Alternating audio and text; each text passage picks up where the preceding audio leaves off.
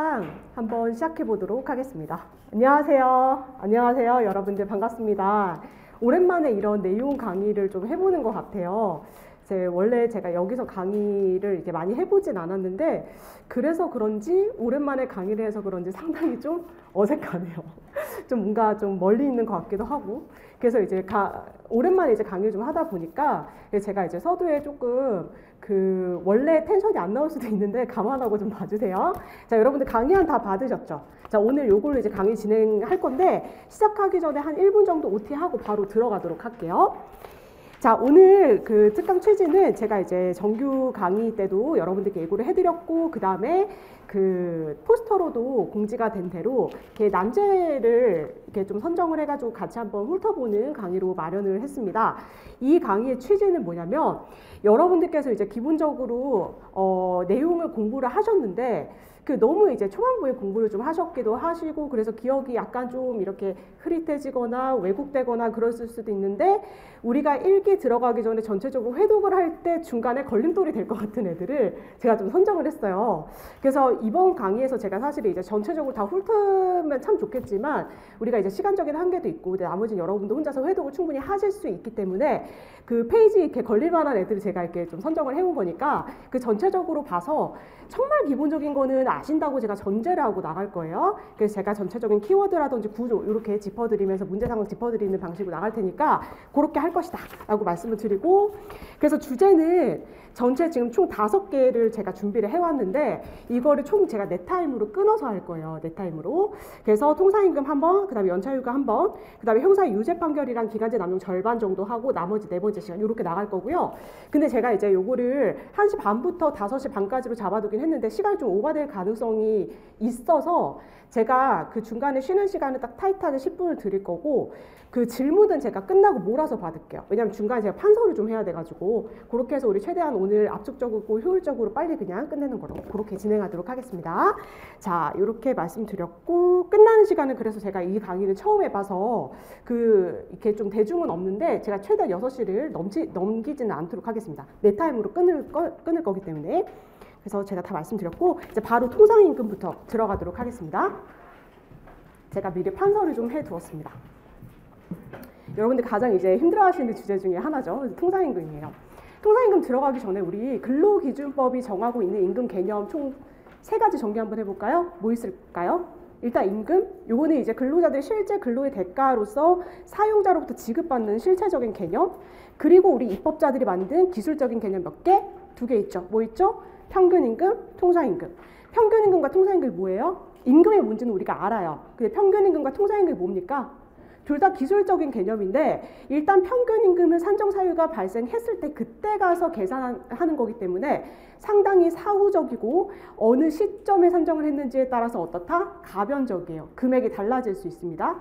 근데 어쨌든 간에 산정사유 발생일 이전 3개월 동안 받은 거 다 더해서 그 기간을 총일수로 나누기 때문에 임금이면 기본적으로 평균임금 범위에 다 들어가죠. 그래서 일단 수험적으로는 임금의 범위와 평균임금 범위는 일단 기본적으로 거의 일치할 것이다. 100%는 아니지만 거의 일치할 것이다. 이렇게 여러분들 생각하시면 돼요. 자, 근데 통상임금 뭐예요? 통상임금은 제가 여기도 미리 써두었는데 통상임금의 기본적인 기능이 뭡니까, 여러분들? 일단 뭔지를 차치하고 어디에 쓰여요? 그죠? 근로기준법 2조 2항에 보면은 평균임금 미니멈으로 정해져 있기도 하고 사실 우리나라 전체적으로 임금 체계에서 봤을 때 가산임금의 비중이 상당히 높다는 측면에서 통상임금이 더 중요한데 가산임금 산정 도구로서 정해져 있죠. 그죠? 근로기준법 56조에서. 여러분 아시죠? 그래서 얘는 평균임금이랑 달라요. 얘는 사전적인 것이고 미리 확정이 되어 있어요.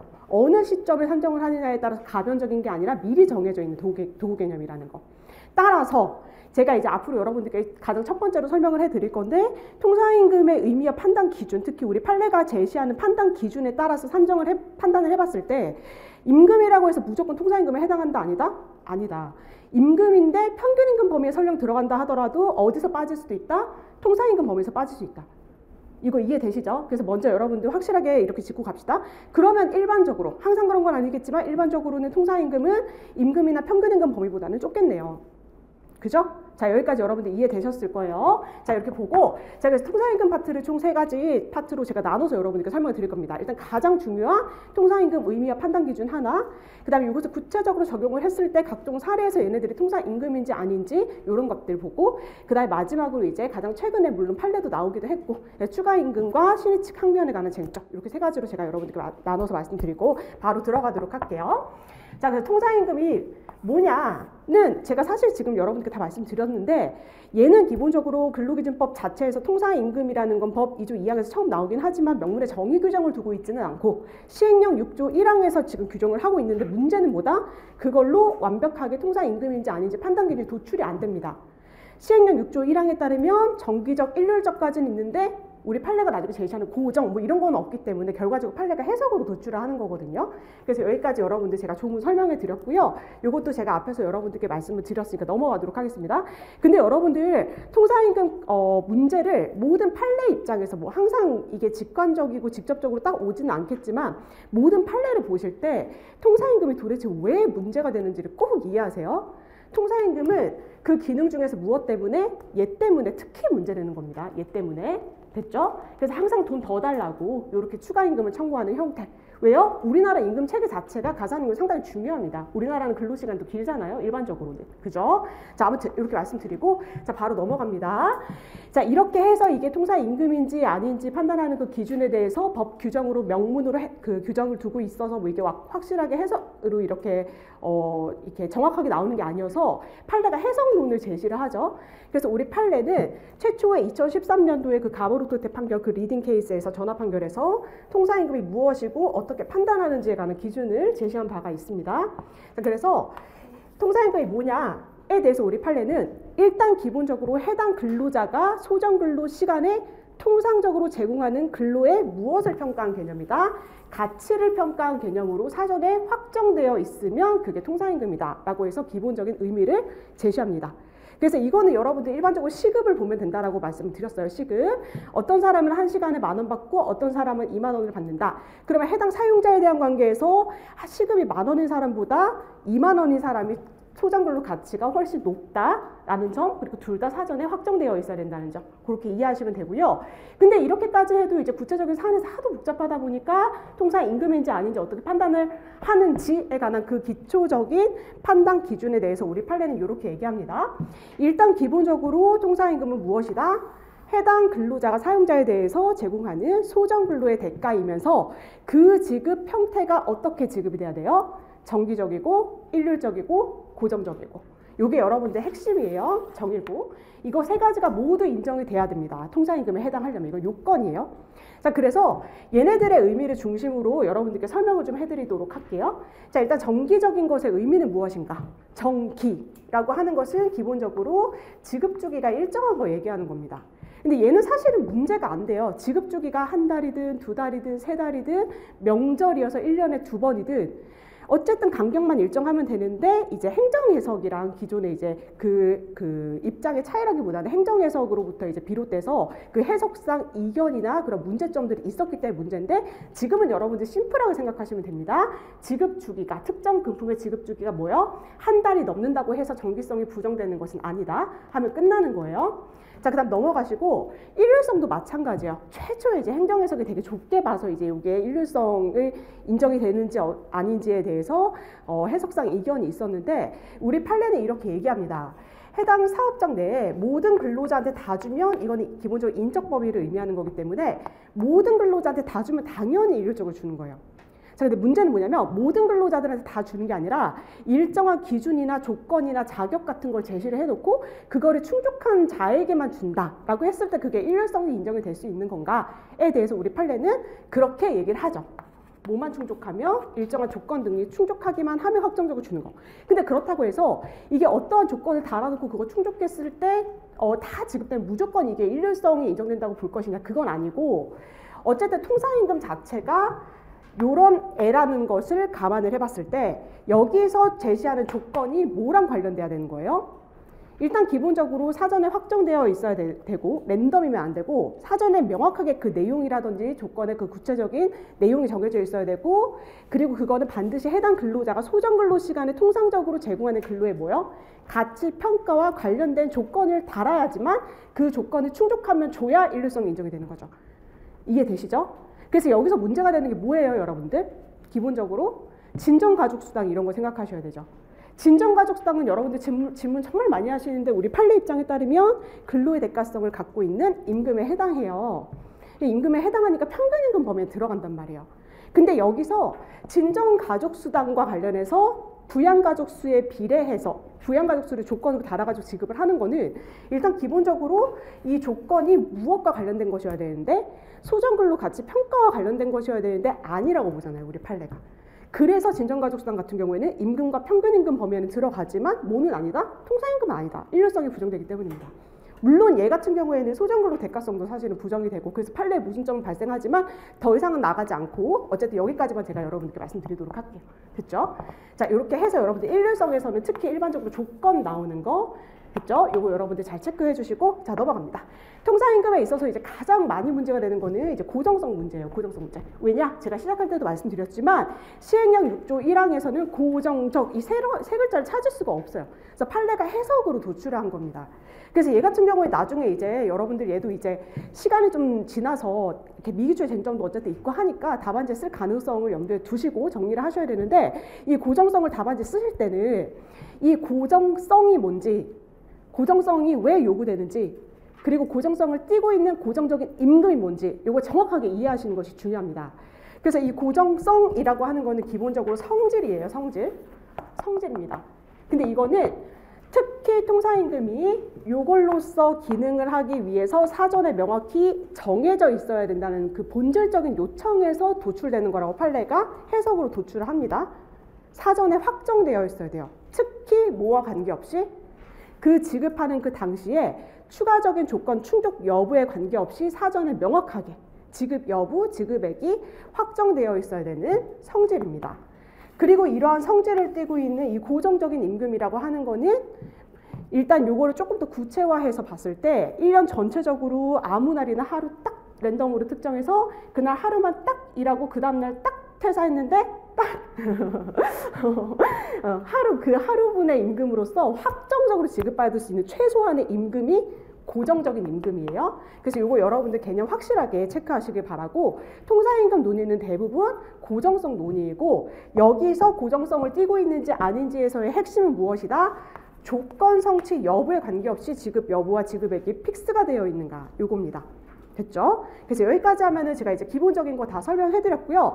조건 같은 경우에는 여기서도 조건이 나오고 여기서도 조건이 나오는데 이 조건의 차이점을 제가 여러분들께 다시 한번 강조를 드리자면 여기서는 성취 여부가 확정된 조건이 일률성에서 문제가 되는 거예요. 부양가족 수면 부양가족 수, 노무사 수당이다 예를 들어서 그러면 노무사라는 자격을 갖췄는지 이렇게 조건 성취 여부가 확정된 게 일률성에서 문제가 되는 거고 얘 같은 경우에는 그 지급 시기의 조건 성취 여부가 달라질 수가 있어요. 특히 대표적으로 재직자 조건 같은 거 있죠. 그래서 얘는 성취 여부가 확정되지 않은 조건이 문제가 된다는 점 이렇게 하면은 제가 기본적인 법리 다 설명해 드린 것 같아요. 괜찮으시죠? 자, 이렇게 하고 통상임금 논의에서 가장 중요한 건 여러분 통상임금 의미와 판단 기준이고 소정근로 대가성을 띠면서 기본적으로 그 지급 형태가 정기적, 일률적, 고정적 이거 여러분들 확실하게 이해하시고 외우셔야 되기 때문에 제가 지금 설명해드릴 통상임금 파트에서 이게 가장 중요하다는 점 유념하셔서 오늘 가셔서 복습하세요. 됐죠? 자, 넘어가시고 자, 이거를 기초로 해서 우리 통상임금성에 대한 구체적인 판단 한번 보도록 할게요. 그래서 요거는 실제로 판결문을 토대로 해서 제가 여러분들께 소개를 해드리는 거고요. 일단 제가 기본법리라고는 되어 있는데 뭐 여러 가지 병렬적으로 판례가 쭉 이러한 경우 있는 걸 그냥 제가 모아서 미리 써놨어요. 근데 요거는 외우는 게 아니라 그냥 이해하시면서 여러분들께서 받아들이시는 것이 좀 필요하거든요. 그래서 첫 번째, 일단 일할 계산이다. 여러분들 일할 계산이 뭔지 아시죠? 그죠? 뭐 한 달 단위로 뭐 한 달이 뭐 짧게는 28일부터 31일까지 있는데 뭐 어쨌든 특정 달에서 만근을 그러니까 한 달을 다 채운 게 아니라 중도에 퇴사하는 경우 있을 수 있죠. 그러면 그 실제로 그 퇴사하기까지의 근무한 기간에 비율적으로 계산해서 주는 게 일할 계산입니다. 일할 계산에 관한 특정 금품을 주기로 취업규칙 등의 규정이 있으면서 중도 퇴직자에게 일할 계산을 해서 주겠다라는 그런 조건까지 있는 경우에 그러한 금품은 통상임금에 들어갑니까? 안 들어갑니까? 를 생각을 해보자는 거예요. 자, 요거는 여러분들 뭘로 생각하시면 됩니까? 정기성, 일률성, 고정성으로 생각을 하시면 됩니다. 자, 정기성, 뭐 간격 일정하겠죠. 일률성, 모든 근로자에게 준다고 칩시다. 그럼 얘는 뭐에 관한 문제예요, 여러분들? 고정성이 조금 더 핵심적으로 판단이 돼야 되는 겁니다. 고정성은 제가 뭐라 말씀드렸어요? 추가적인 조건 충족 여부 관계없이 지급할지 말지, 지급 여부, 그리고 지급액이 명확하게 계산이 되면 그건 고정적인 건데 고정적이죠. 그죠? 일할 계산 딱 되잖아요. 10일 일한 경우, 15일 일하고 퇴사한 경우 계산이 딱딱딱딱 나오기 때문에 일할 계산을 해서 도출할 수 있는 금액 그만큼은 얘는 무조건 고정적이에요. 그래서 일할 계산 딱 들어왔다. 여러분들 그럼 얘네들은 그냥 통상임금이라고 생각하시면 됩니다. 됐죠? 이런 식으로 얘네들을 접근하셔야 돼요. 자, 그 다음 넘어갑니다. 근무일수 연동으로 한번 가보죠. 얘는 이제 특정 근무일수 조건이 부과된 경우예요. 아, 근데 알 것 같아요. 조건이 부과됐으니까. 예를 들어서 정기상여금 같은 거 줘요. 명절상여금 준대요. 근데 문제는 뭐냐면 그 해당 그 상여금이 지급되는 그 당시 껴있는 그 달에 열흘 이상 근무를 한 자에 한하여 지급한다. 이런 근무일수 조건이 부과되어 있는 거예요. 그럼 여러분들 생각해 보세요. 제가 정기상여금, 명절상여금 이랬어요. 그러면은 일단 정기성 인정됩니까? 네. 모든 근로자 대상으로 지급된다. 일률성 오케이. 근데 문제는 뭐예요? 얘는 고정성이 문제라는 거죠. 뭐가 부과됐기 때문에? 조건. 그러면 이 근무일수를 충족을 할지 말지는 지금 알아요? 몰라요. 그때 가봐야 아는 거예요. 그래서 얘 같은 경우에는 지급 여부를 모릅니다. 물론 구체적인 그 규정에 따라서 지급액까지도 그 가봐야 되는 경우가 있겠지만 어쨌든 단순히 이렇게 조건이 부과되어 있다? 몰라요. 그럼 얘는 뭐가 부정된다? 고정성 부과되는 거죠. 부과래. 부정되는 거죠. 그래서 얘는 통상임금이 아니다. 쉽죠? 자, 넘어갑니다. 요거 쉬우니까 얘네 먼저 하고 이제 요거 설명해 드릴게요. 자, 근속기간 연동인데 그냥 근속수당 생각하시면 돼요. 여러분들 근속수당의 특징을 아세요? 근속수당 같은 경우 대표적으로 이런 거 있죠. 입사한 시점으로부터 뭐 3년 이내는 뭐 10,000원, 3년부터 뭐 7년까지는 30,000원 이런 식으로 근무기간이 길수록 그 금품을 조금씩 더 주는 취지예요. 왜 그럴 것 같아요? 왜 그럴 것 같아요? 아무래도 근무기간이 길면 업무 숙련도 같은 게 좀 더 늘겠죠. 그러니까 뭐 보상하는 취지일 수도 있고 장기 근속을 유도하는 취지일 수도 있고 뭐 여러 가지 이유가 있겠지만 어쨌든 왜 주는지는 알 것 같아요. 그럼 여러분들 생각해 보세요. 입사일이 정해져 있는 이상 내가 이 회사에서 몇 년을 계속 다닌다면 근속수당 계산 돼요? 안 돼요? 되죠. 이거를 우리 통상임금 판단 기준으로 한번 생각해 볼게요. 일단 근속수당이 매달 나간다고 칩시다. 정기성 오케이. 그죠? 모든 근로자 대상이다. 일률성 오케이. 자, 그럼 얘는 핵심이 뭐예요, 여러분들? 고정성이 문제예요. 근데 여러분들 추가적인 조건 충족 여부와 관계없이 지급 여부, 지급에 확정되어 있어요? 계산돼요? 이게 조건 충족 여부를 잘 모르겠는데 그거에 따라서 지급 여부나 지급액이 달라지면 고정성이 부정되는 건데 그게 아니라 확실하면 그거는 고정성이 인정되는 거예요. 근데 근속수당 여러분들 이거 계산돼요? 안 돼요? 되잖아요. 그래서 얘는 고정성 인정됩니다. 이거 이해되시죠? 됐을까요? 그래서 얘 같은 경우는 여러분들 기본적으로 뭐예요?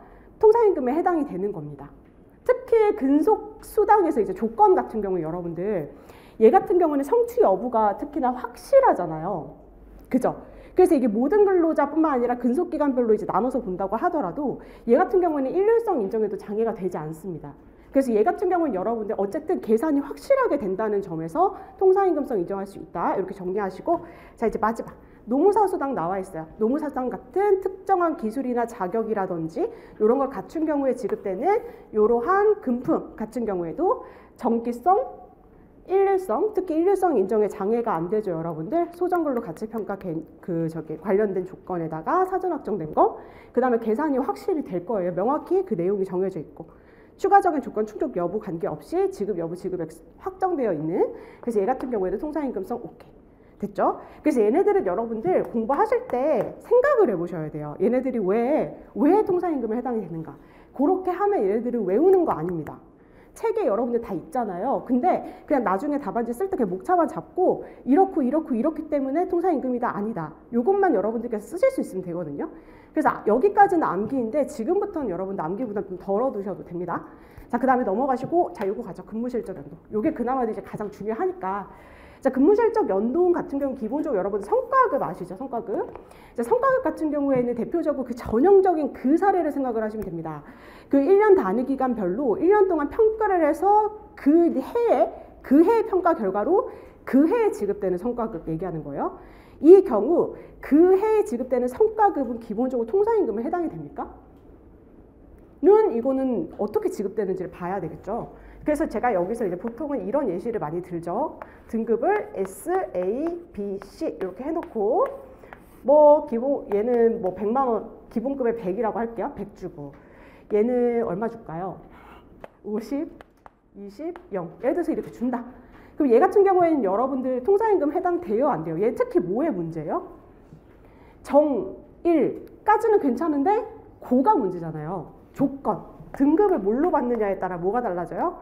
지급 여부가 달라지죠. 그래서 얘는 못 받을 수도 있으니까. 그죠? 그래서 얘 같은 경우는 고정성 날라가니까 얘는 통상임금이 아니다. 됐죠? 자, 근데 문제는 여러분들 잘 아시다시피 뭐가 정해져 있는 경우? 최저한도가 정해져 있는 경우에는 얘는 무슨 등급을 받던지 간에 무조건 받는 수준이기 때문에 요만큼에 대해서는 고정성 인정 통상임금 범위에 들어간다. 이거는 뭐 우리 시험에도 한번 나왔었고. 됐죠? 자, 근데 이제 요거를 가지고 우리 업적연봉제 한번 가보도록 하죠. 자, 업적연봉제 우리 기본적인 그 문제 상황 자체가 전년도에 평가를 했어요. 요거예요, 요거. 그러니까 전년도 평가 결과를 가지고 어떻게 해요? 당해 연도의 연봉을 정할 때 반영을 하는 겁니다. 그래서 이만큼씩 올려주고 씨 받으면 동결이고. 요거 이해되십니까? 요게 기본적인 업적연봉제예요. 그렇다면 우리 판례 뭐라고 봐요? 전년도에 대해서는 고정성이 부정돼서 통상임금 아닌데 당해 연도에 있어서는 그 지급이 어떻기 때문에 확정적이기 때문에 고정성이 인정돼서 통상임금성 오케이. 여기까지 이해되시나요? 이거 기본 법리죠? 근데 최근에 그런 판례도 있잖아요. 근데 이게 당해 연도에서 그 고정적인 게 당해 연도에 지급된다는 취지가 아니라 전년도 거를 단순히 당해 연도로 지급 시기만 늦춘 경우에 그러니까 당해 연도에 앞으로 주겠다 이 취지가 아니라 원래 전년도에 줘야 될 거를 당해 연도에 주는 거죠. 그런 경우에는 당해 연도에 대해서 당연히 고정성 부정이고 전년도에 대해서도 고정성 부정이고 통상임금 들어가지 않고 이런 케이스 같은 거. 됐죠? 이거 여러분들 잘 체크해 두세요. 이거 여러분들 질문 많이 주시는데 자료에도 있고 책에도 있고 다 있어요. 됐죠? 자, 이렇게 하면은 제가 여러분들께 다 설명해 드렸고 요거 지금 다 설명해 드린 겁니다. 자, 재직자 조건 제국점으로 가죠. 재직자 조건. 이제 말이 많고 탈도 많고 판례도 너무 많은 재직자 조건 한번 가보죠. 근데 재직자 조건은 여러분들 되게 이제 제가 여기 자료 최신 판례까지 다 반영해가지고 넣어놓긴 했는데 하급심 판결이랑 지금 전원합의체 판결에 그 회부되어 있는 사건까지 다 넣어놓긴 했는데 그냥 여기 이 정도 기본 법리 확실하게 알고 계시면 될 것 같아요. 얘네들은 참고로 보시고요. 문제가 되게 복잡하고 막 그렇게 나오기는 사실은 힘들고 왜냐하면 이게 여러 가지 고려해야 될 게 많기 때문에 실제로 시험 문제 나온다면은 단순하게 나올 가능성이 큽니다. 그래서 기본 법리를 확실하게 우리 정리를 좀 하죠.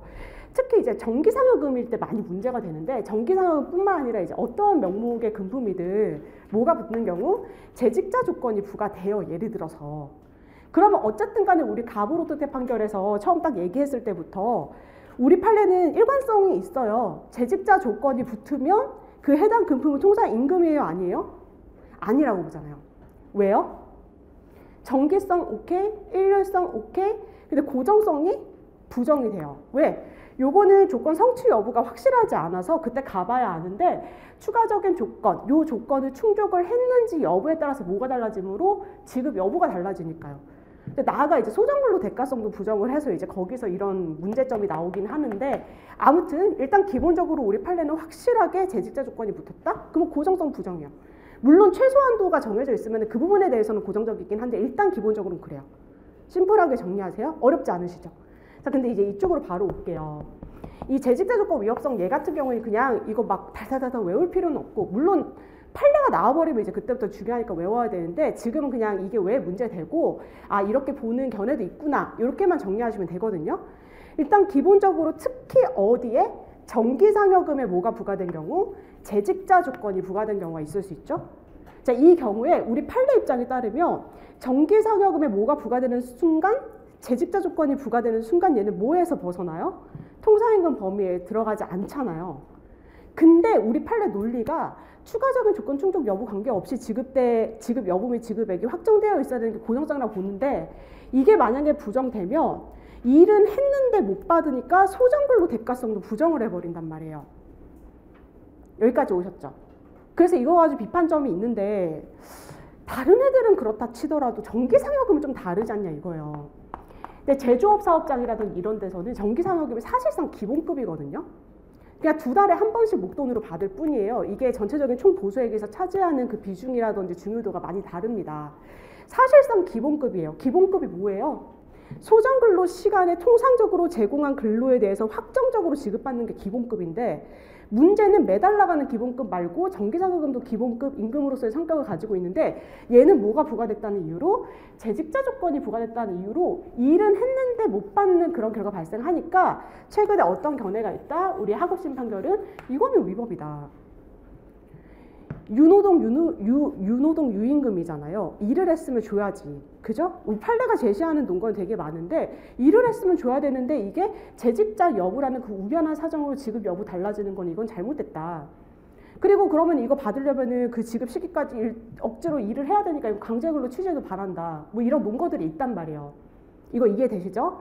그래서 얘 같은 경우 여러분들이 이 재직자 조건이 특히 어디 붙어 있을 때 문제다. 특히 정기상여금에 붙어 있을 때 위법하다. 라고 보는 견해가 있고 하급심 판결이 있고 지금 이게 현재 전원합의체 회부되어 있습니다.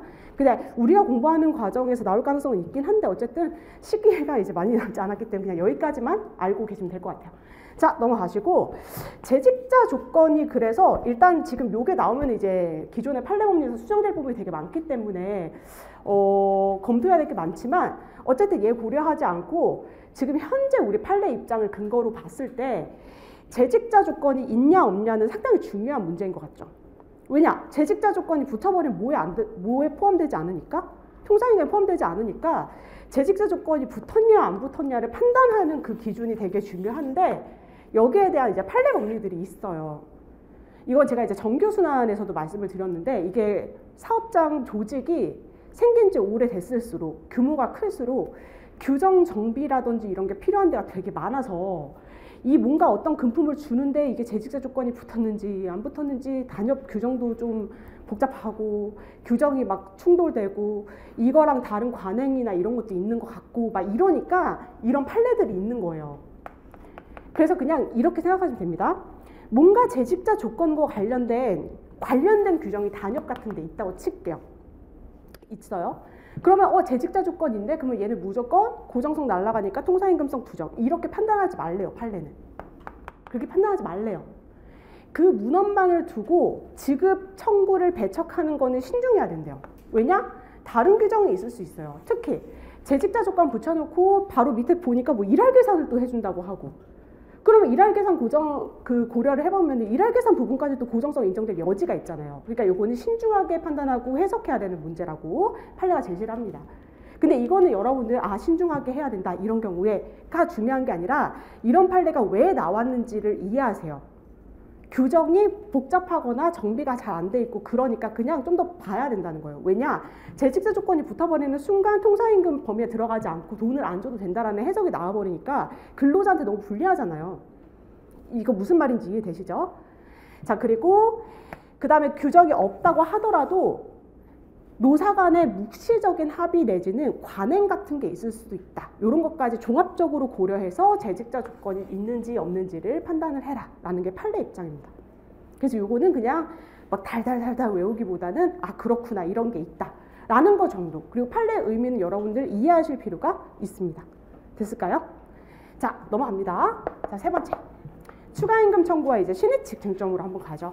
얘는요, 여러분들 하기 전에 요 신의칙에 대해서 한번 우리 생각을 해보죠. 신의칙. 여러분들 신의칙 잘 아시죠? 이거는 이제 보통 실제로 이제 이게 문제되는 거, 사실 통상임금에 대해서는 하급심에서는 좀 엇갈리는 면이 있어도 우리 대법원 판례는 일관적인 그런 입장이에요. 상대적인 게 아니라 전체적으로 보면.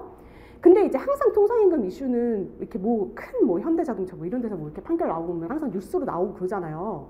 그래서 이게 그런 모든 그 일반적으로 문제되는 그런 상황들을 좀 보면은 일단 기본적으로 사건은 민사사건이라고 생각하시면 돼요. 민사사건. 그럼 여러분들 민사사건은 기본적으로 뭐 소송 종류는 여러 가지 많겠지만 여기서는 기본적으로 돈 달라는 청구를 하는 거거든요. 그러면 원고가 돈 달라고 청구를 하면 피고는 일단 기본적으로 뭐부터 시작해요? 항변하잖아요. 그래서 여러분들 기본적으로 신의 측은 항변의 문제인데 이게 여러분들 민사소송법 해보신 분들 아실 텐데 신의 측은 솔직히 항변할 때 어디서든지 할 수 있어요. 최후의 그 보충적인 항변인데 근데 문제는 이제 뭐냐? 사실은 이런 구체적인 여러 가지 개별 규정들이 있음에도 불구하고 전부 다 신의 측을 써버리면 그 규정들이 의미가 없어버리거든요. 그래서 신의 측은 그 일반 조항이고 쉽게 원래 도피하면 안 되는 게 맞습니다.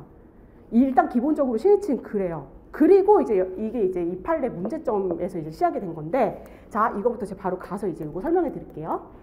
자 일단 여기서 시작을 하는 겁니다. 대부분 이런 데서 이제 문제가 되는 게 뭐냐면 되게 큰 제조업 사업장에서 노동조합이 있어요. 그리고 회사랑 꼭 단체 협약으로 뭐 정기상여금이든 뭐든지 간에 그 지급 내용이라든지 조건 같은 걸 막 임금 협상할 때 정하면서 합의를 봐요. 우리 이만큼 올리는 대신에 요거 통상임금에서 뺍시다. 이거 이해되시나요?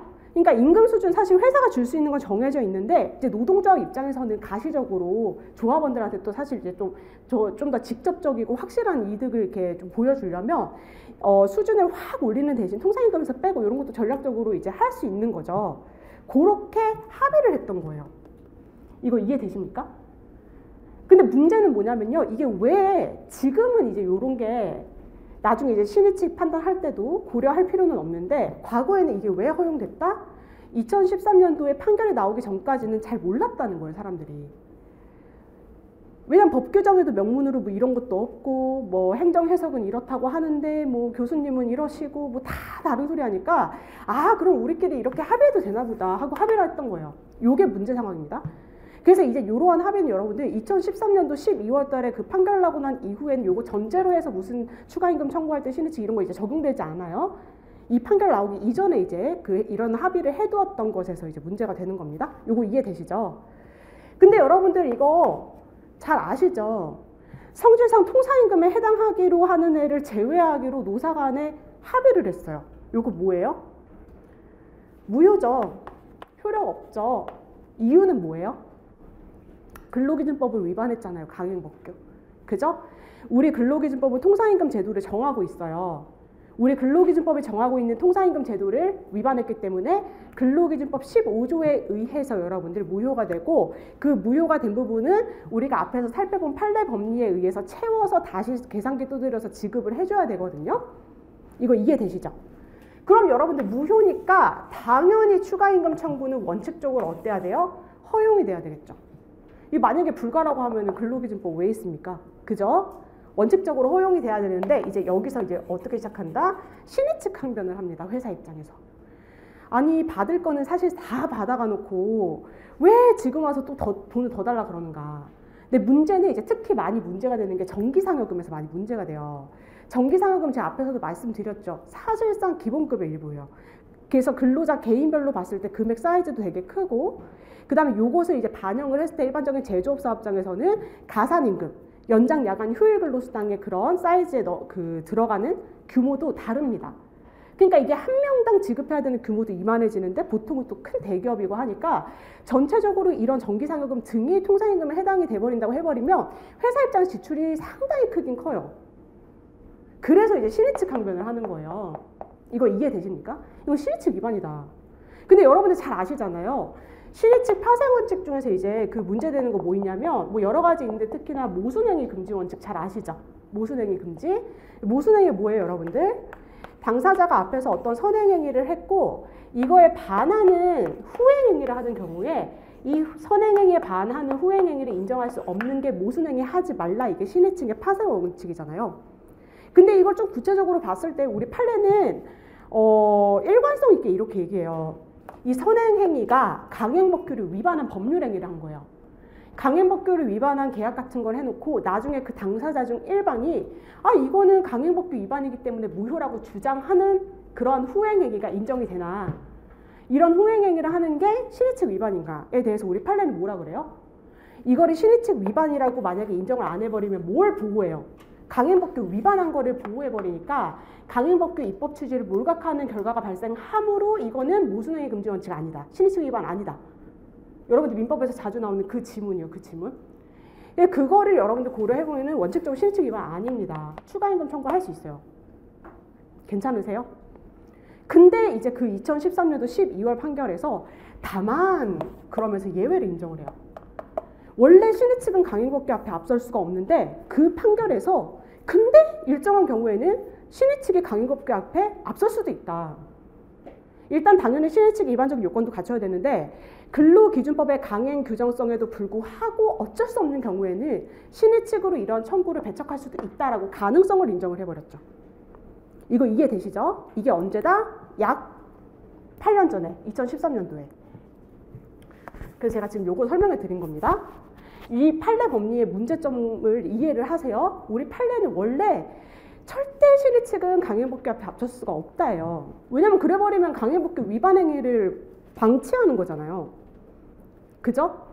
자, 그리고 이게 인정될 수 있는 요건이 판례가 명시적으로 딱딱딱딱 이렇게 얘기한 건 아니지만 그 판결문을 토대로 인정이 될 수 있는 요건을 정리를 해봤더니 일단 기본적으로 정기상여금인 경우에 문제가 됩니다.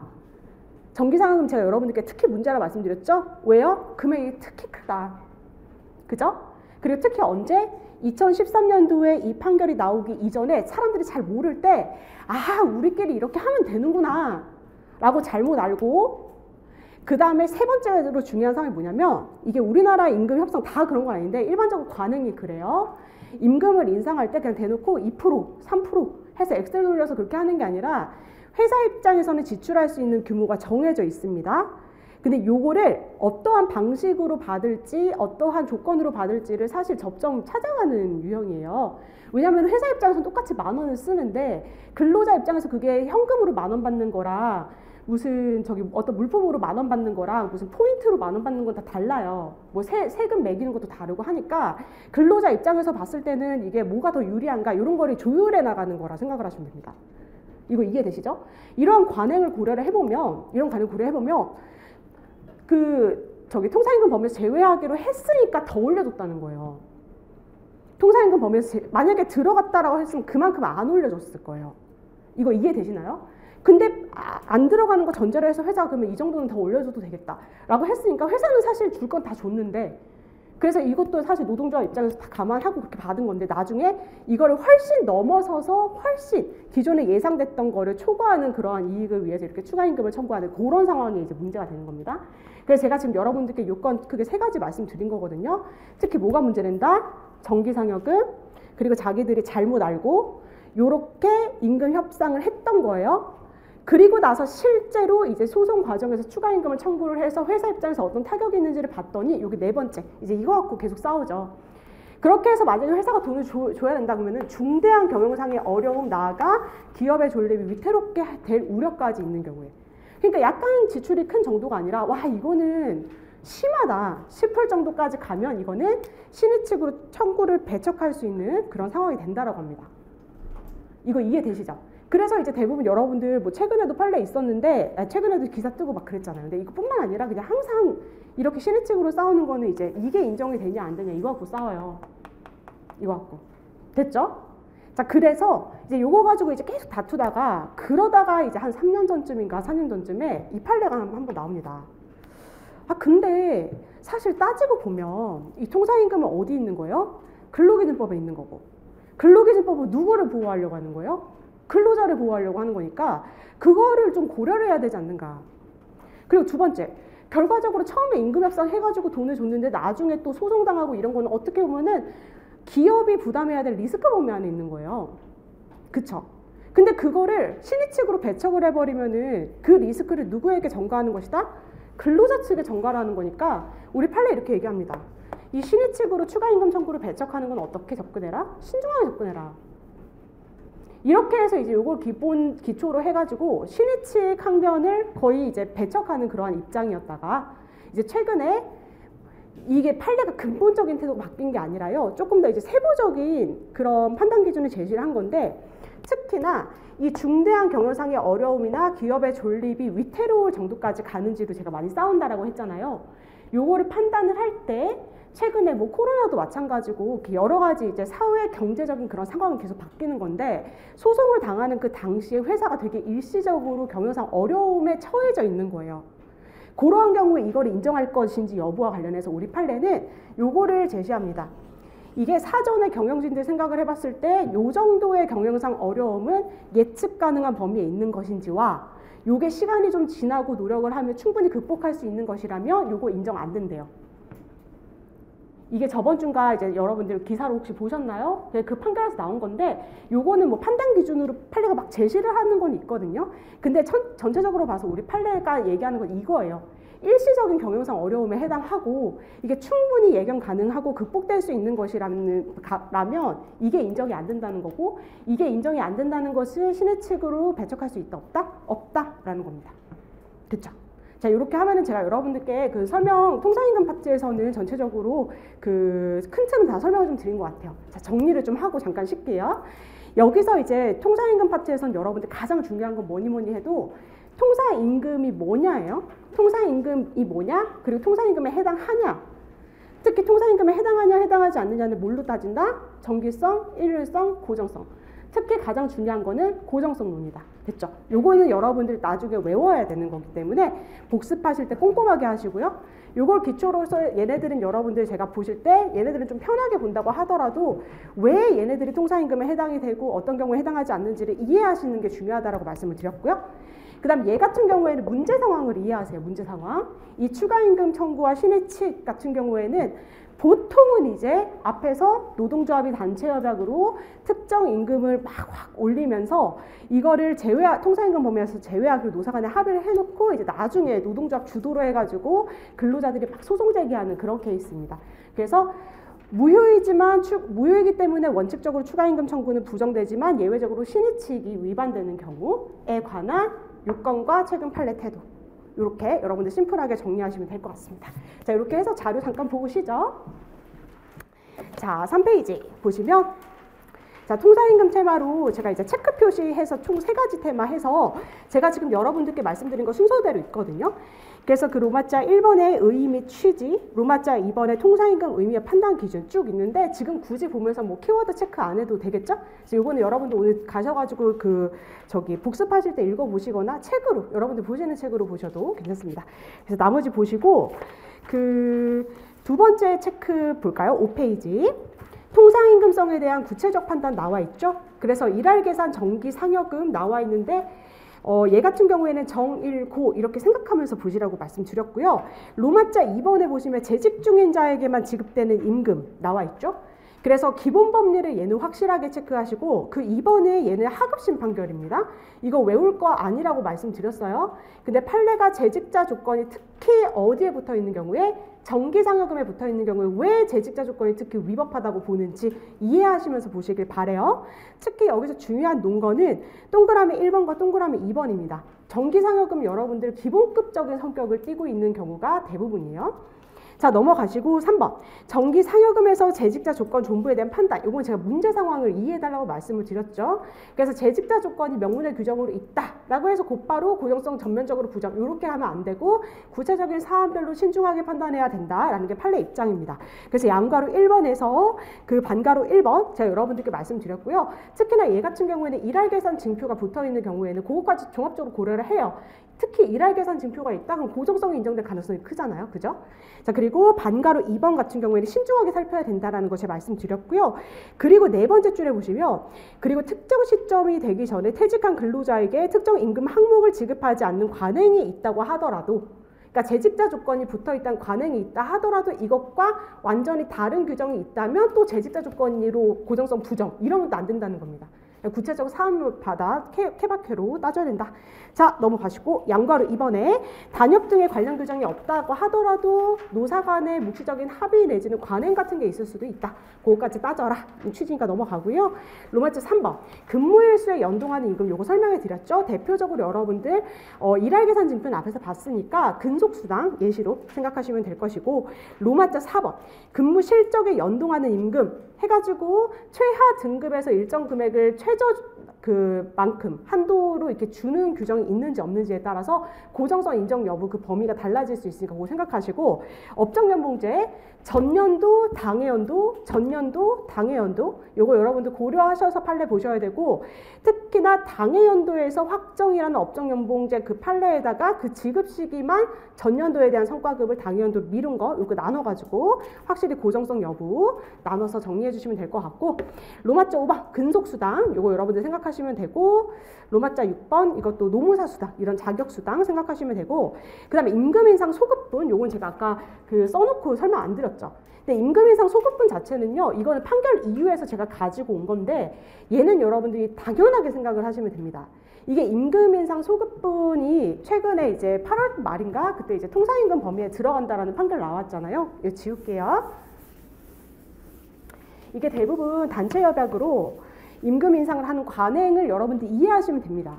보통은 이제 임금 협상 같은 경우에 노동조합이 있는 경우에는 1년, 매년 한 번씩 1년 단위로 하잖아요. 근데 문제는 회계연도가 정해져 있어요. 임금 인상되는 기준 단위가. 그래서 1월 1일부터 12월 말일까지로 이렇게 매년 기준 기간을 단위 기간 두는데, 문제는 뭐냐면 1월 1일에 바로 단체협약을 체결하는 것이 아닙니다.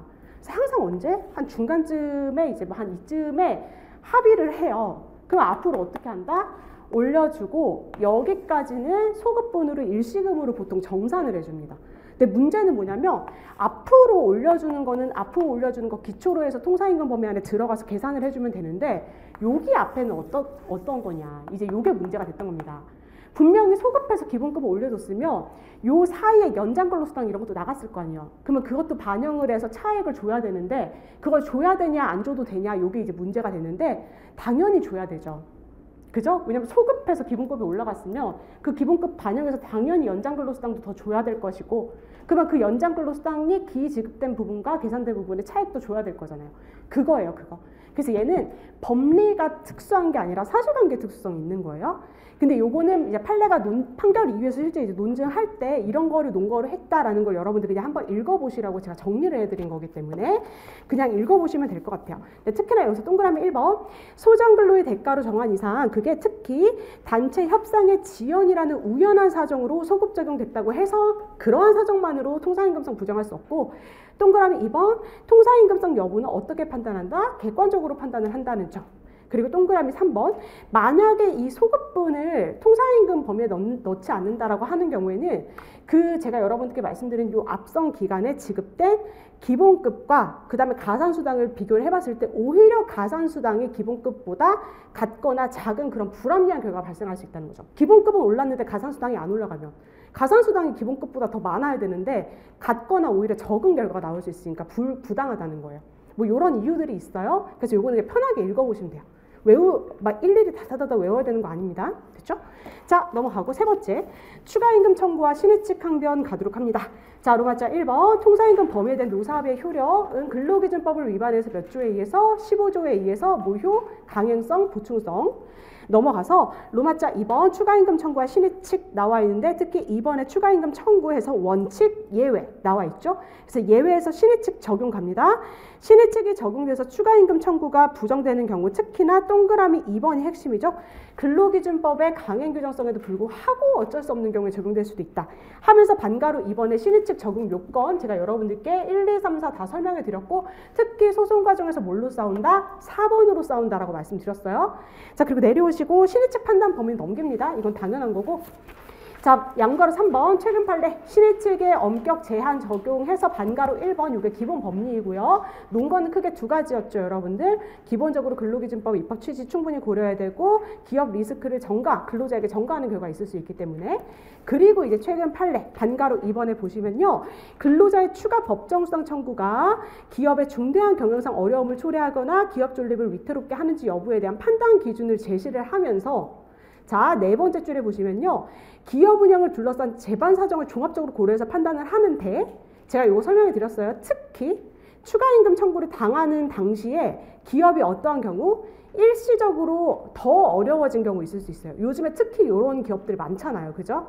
그래서 이렇게 일시적으로 경영상 어려움에 처한다고 하더라도 이런 게 뭐가 있었다면 예전부터 예측 가능성이 있었고 앞으로 봤을 때 회사 망하지 않아요. 극복 가능성이 있어요. 그러면 이제 요거 가지고 요 4번을 인정해서는 쉽게 인정할 수는 없고 신중해야 된다라는 게 판례 입장입니다. 요거 이해되시죠? 자, 이렇게 하고 우리 잠깐 10분 쉬었다가 29분에 시작하도록 하겠습니다.